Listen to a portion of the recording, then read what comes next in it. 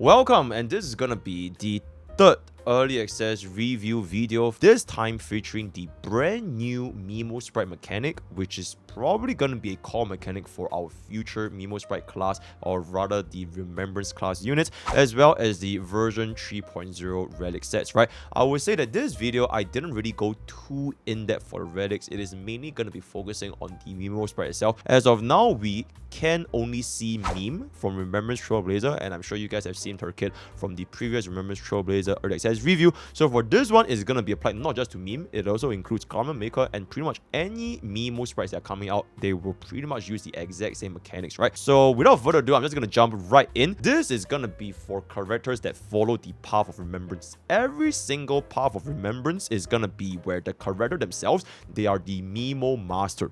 Right, it's a master and servant, and then the summon is called the Memosprite. So that is going to be for every single remembrance unit. And while Memosprites, they are technically considered summons, they are completely different in the way where traditional summons are going to be valued, right? Because you can see Memosprites, they are individual entities. They literally take up a slot. They would take their own actions. They can be targeted by allies. They can be targeted by enemies. Remembrance characters will have an additional ability in their traits that needs to be leveled. So you can see this from Remembrance Trailblazer. There are two different menus. One is going to be for Remembrance Trailblazer itself. And then for the Remembrance units, or rather the Memosprite units, you have a Memosprite skill as well as a Memosprite talent, right? These two different nodes. Both of them can be leveled up to level 6, same as our basic attack, which means that technically speaking, leveling a Remembrance class unit, if you want to level up both the Memo Master as well as the Memosprite, you will take more resources to max them out compared to our traditional units, right? Because you will need to spend more resources maxing out the additional two different nodes for Memosprites. For Remembrance Trailblazer, this is not that bad because technically, like I mentioned in her early access review, you can just leave RMC everything at level 1. In fact, if you want to run the run it down meme strategy, the KMS meme strategy, you can actually just leave everything at level 1 and just let meme, like, you know, run it down. But for units like aglaea or any DPS units where not only are the damage coming from the Memosprite themselves, maybe the damage will also be coming from the core Memo Masters as well, right? Or maybe Memo Masters will have their unique skills, unique abilities. So this will lead to a scenario where you would probably level both the Sprite as well as the Master. As of now, not too certain. RMC still very cheap, but in the future, something to consider. Speaking about how do Memosprites work, so Memosprites, they will all have to be summoned onto the field by their Memo Master. Taking RMC as an example, right? You can summon via your skill, you can also summon via ultimate, and then you have this little charge mechanic. This charge mechanic is not gonna be universal. It is specifically tied to meme, but for future Memosprite mechanics, there might be more than just using skill to summon one. Maybe you can have follow-up attacks, maybe you can have the talent, maybe it's the ultimate, right? So who knows from there. But once they're summoned, right, if the Memosprite is already on the field and the Memosprite summon ability is activated, if you want to cast the ability again, it will instead dispel the crowd control effects from the Memosprite. And every single Memosprite, it will appear on the action order with their own speed and taking their own action when it's their own turn, right? So it is quite literally like an additional teammate. Memosprites, they are active characters in the lineup during combat, which means that they will always appear to the right of the Memo Master. This is quite important, where they can be attacked as well as knocked down, right? Memosprites, they can also act when their Memo Master are under crowd control effects, unlike Jingyuan and Lightning Lord. So yep. And finally, Memosprite can also be healed and shielded by our allies. So that's basically universal Memosprite mechanics that will be applied to every single Memosprite going forward from now on. And then jumping into the next portion, which is going to be the Memosprite energy. So as of version 3.0, Memosprites do not have a max energy, and instead they will share the energy with their Memo Master. So here are some interesting interactions, especially when we know from Remembrance Trailblazer, which is energy regenerated by Memosprites, it will be regenerated to their masters instead. Now, if you have to compare this from a getting hit perspective, right? If your Memosprite gets hit, your master, it will be the equivalent of them giving this energy to their master. So an area of effect damage that hits two different targets. Your master will generate 20 energy with the Memosprite, compared to a unit which doesn't have a Memosprite, it will only regenerate 10 energy. And when Memosprites take action, their Memo Master will also regenerate 10 energy. However, any team-wide energy regeneration effects can only take effect once. So for example, your shared feeling your shared feeling light cone, if you were to cast your skill, it is only going to be once. Your past self in the mirror, your energy regeneration at the start of each wave is also going to be once. And then finally, the Huan's ultimate, it doesn't double, right? So it is also only going to be once. And next, when Memosprite becomes a target of energy draining attacks, then their Memo Masters will lose energy instead.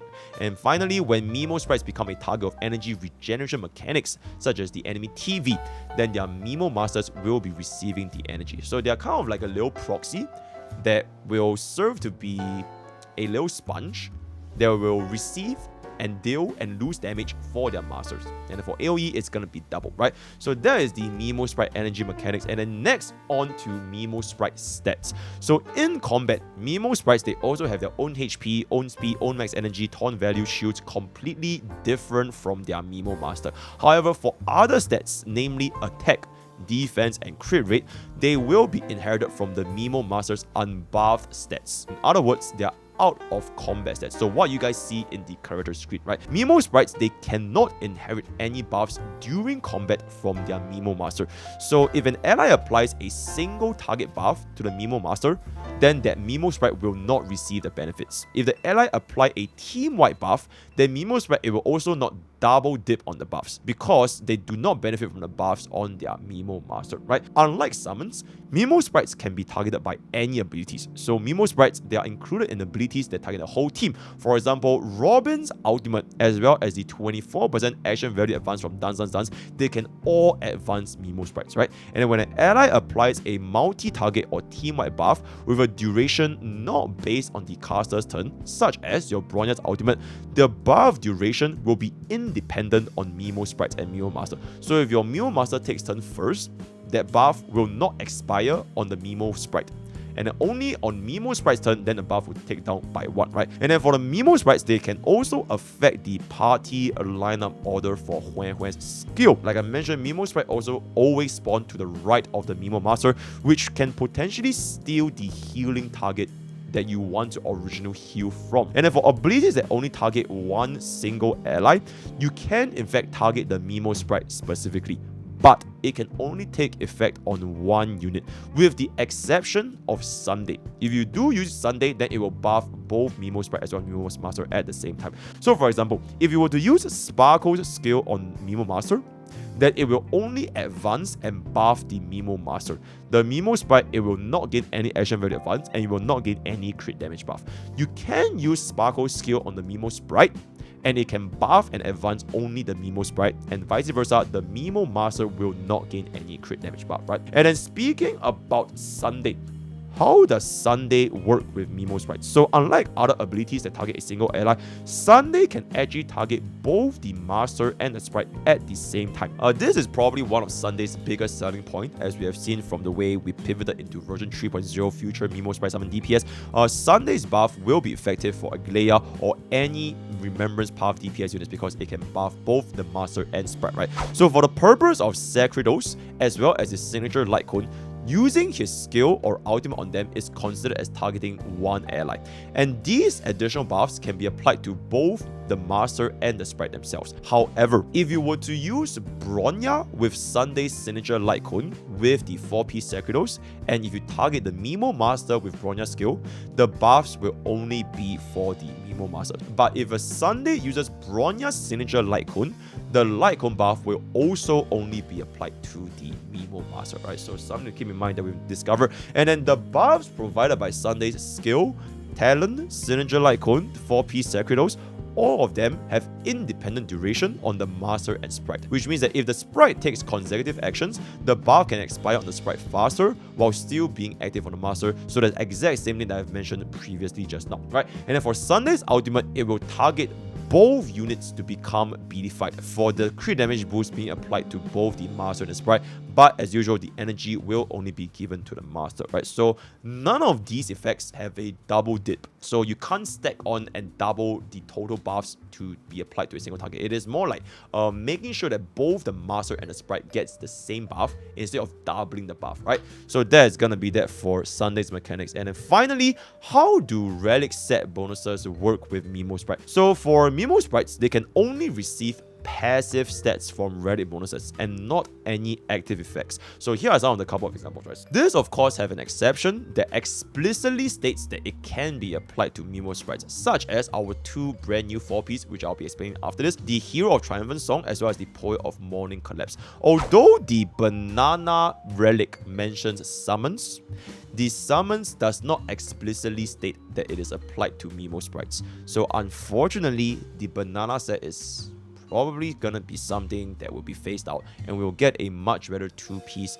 in the future relics, right? So it is what it is. The passive stat bonuses from most 2-piece caverns, it will still be inherited by Memosprites, such as your 12% attack boost from a Musketeer, your 8% crit rate boost from Scholar, right? And then for our 4-piece set bonuses, some of them also offers passive stat bonuses that can be partially inherited by your Memosprites. For example, the 6% crit rate from our 4-piece Valerius, the 16% break effect from the 4-piece Thief set, and then for these two 4-piece, aside from the passive, the other accompanying effect can only be applied to the Memo Master, such as the energy regeneration from the 4-piece Meteor, right? As of version 3.0, every single planar ornament provides a passive buff as well as an active effect, and as usual, none of the active effect can be inherited by the Memosprites. The Banana 2-piece gives a 16% crit damage buff as a passive stat, with an additional 32% crit damage during combat. This 16% crit damage will take effect on both units, but the 32% crit damage can only be applied to the Memo Master and not the Memosprite, right? So it is what it is. For Broken Kill and other team-wide buffs equipped by your Remembrance units, it will only buff the team once, because the active effect will not be inherited by the Memosprites. So it's not like you're wearing two different Broken Kills for both the Master and the Sprite. So unfortunately that's the case. And when other allies equip Luxasha and the first character is gonna be a Remembrance buff, then the Memo Master will receive the attack boost, while the Memosprite will not receive the attack boost because they will be considered the second in the lineup, right? And one last thing is that Memosprites, they can gain buffs from Broken Kill, Fleet of Ageless, as well as other team buffing sets, as long as it's going to be a passive, right? So that will pretty much be the introduction of Remembrance path as well as the Memosprite mechanics. And frankly speaking, there are probably more mechanics that we can discover going forward in the future, because we really only have Remembrance Trailblazer as well as a little bit of hint from Aglaea as of now, so not too many things to work with. Maybe we'll see more of this in version 3.2, because 3.1 is also going to be Tribi and My Day, none of them being a Remembrance class DPS, right? So look forward to more explanation and insight for Memosprites as we go further into amphoreus, because this is going to be a patch that's going to be lasting an entire year, right? And then finally, into our last segment, it is going to be our brand new 4-piece relics, right? This is going to be relatively short because both of these relics, the Triumphant song as well as the Poet, they are looking to be designed for future characters. So let's just go into the Poet 4-piece first, right? 2-piece quantum damage dealt increased by 10%, and 4-piece decrease the wearer's speed by 8%. Before entering battle, if the wearer's speed is less than 110 or 95, increase the crit rate by 20 or 32% respectively. This also applies to the wearer's Memosprites. This is going to be our first ever 4-piece relic set that will have a debuff to the wearer in order to gain a set bonus. But the set bonus is pretty diabolical because it is a 64% permanent crit value, or rather 32% crit rate buff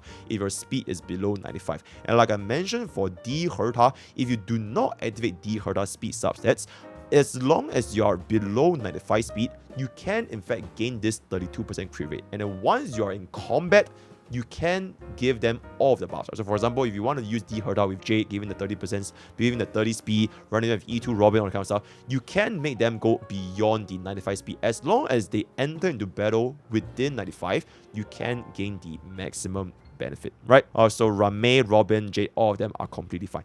After the 8% speed reduction, speed must not exceed 95, which means that if your base speed is more than 103, then this is not going to be viable for you, right?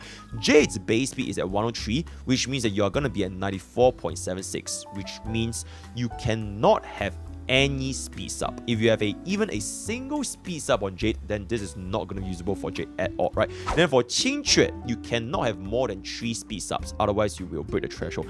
Aside from these two quantum units, 32% crit rate buff is going to be very strong, but unfortunately Scylla already has a shit ton of speed, so she will never be able to use this. It has to be able to compete with 4-piece Genius for quantum characters, and frankly speaking, for both Jade and Qingque, if you are below the speed threshold, it is quite comparable to 4-piece Quantum, right? So it is very good for characters that can run base speed with Sparkle, most notably being Qingque, because she is a Quantum unit as well as getting the benefit from the crit rate, right? Because she does lack any crit rate trace from a erudition class unit herself. Kelala as well as Yunli, they are both not too shabby, even though they're slow, but they already have their best in slot 4-piece, which is going to be Valerius, so it is what it is. Then the 4-piece buff, keep in mind, it will also include Memosprites, which means we might be getting a Quantum Remembrance very, very soon. And I said this a lot of time, I strongly believe that Caceres is going to be a Quantum Remembrance. So moving on to the next 4-piece is going to be the Triumphant Song, right? 2-piece, 12% attack,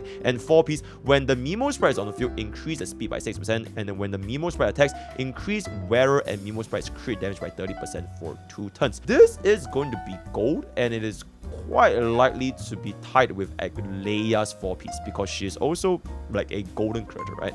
Increasing attack, increasing speed, increasing crit damage, and we have been teased that Aglaea is somebody that's going to be very, very fast. So this is also very likely to be Aglaea's best in slot 4-piece. When we do use this with Sunday, the 4-piece buff unfortunately is going to be exclusive to units with Memosprite, and Memosprite is only going to be belonging to the Remembrance class. So no other unit in our entire game can run this 4-piece aside from Aglaea as well as Remembrance Trailblazer. It is not too shabby. In fact, it is technically the best in slot on Remembrance Trailblazer, but the impact is not that significant because Remembrance Trailblazer themselves, they really don't deal that much damage. It is really just for them to be as fast as possible so that we can get the charge and cast meme support as frequently as possible, right? So other characters, you can consider running this as a 2-piece off-piece, which is going to be giving us a 12% attack, just like Musketeer. That is pretty much going to be it for our brand new 4-piece. Frankly speaking, not too much to say. It is basically designed for upcoming version 3.1 DPS as well as Aglaea that's going to be coming out in a later portion, right? So with that,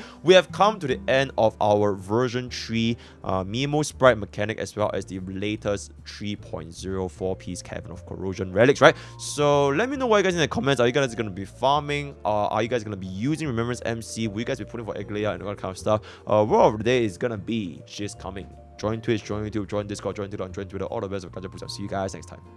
Take care.